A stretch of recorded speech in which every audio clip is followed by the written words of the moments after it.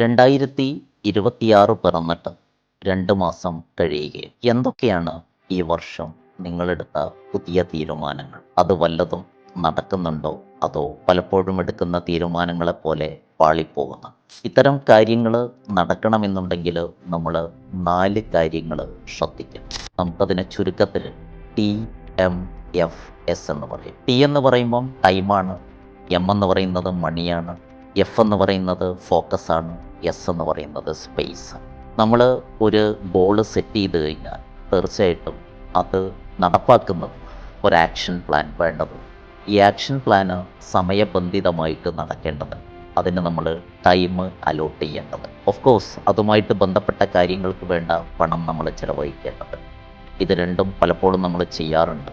എന്നാൽ നമ്മൾ വേണ്ട പോലെ ഫോക്കസ് ചെയ്യാറ്. ഈ കാര്യങ്ങളിൽ കൃത്യമായിട്ട് ഫോക്കസ് ചെയ്യുകയും വേണ്ടതെന്താണോ അതിൽ തന്നെ ശ്രദ്ധിക്കുകയും അതിനുവേണ്ടി പണിയെടുക്കുകയും ചെയ്യുന്നു. അതുപോലെ ഇതിനൊരു സ്പേസ്, എവിടെയാണ് നമ്മളിത് ചെയ്യേണ്ടത്, അത് എവിടെ ഇരുന്നു കൊണ്ടാണ് അല്ലെങ്കിൽ ഏത് സ്ഥലത്താണ് അത് സാധ്യമാക്കേണ്ടത്.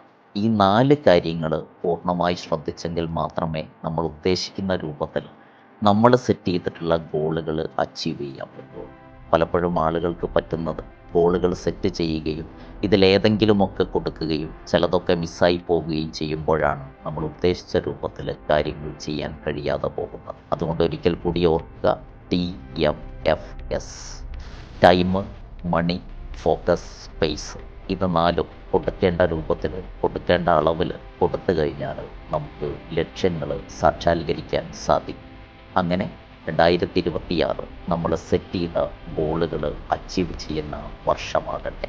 അതിനുവേണ്ടി ഈ 4 സംഗതികൾ വേണ്ട രീതിയിൽ കൊടുക്കുക. എന്നിട്ട് നിങ്ങളുടെ ഗോളുകൾ നേടിയെടുക്കുക.